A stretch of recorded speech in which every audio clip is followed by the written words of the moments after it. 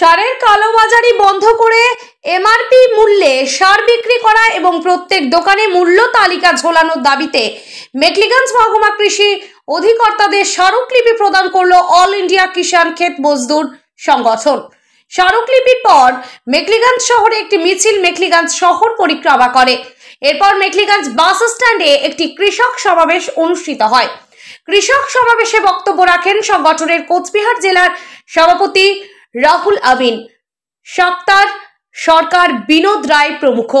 স্মারকলিপি প্রদানে মহকুমা কৃষি অধিকর্তা প্রত্যেক সারের দোকানে মূল্য তালিকা টাঙানো এবং এমআরপি মূল্যে যাতে সার বিক্রি হয় সেই আশ্বাস দেন। সংগঠনের কোচবিহার জেলা সভাপতি রাহুল আমিন বলেন, আশ্বাস মতো এমআরপি মূল্যে সার বিক্রি এবং মূল্য তালিকা টাঙানোর ব্যবস্থা করা না হলে আগামী দিনে আরো বৃহত্তর বিষয়ে আন্দোলন গড়ে তোলা হবে।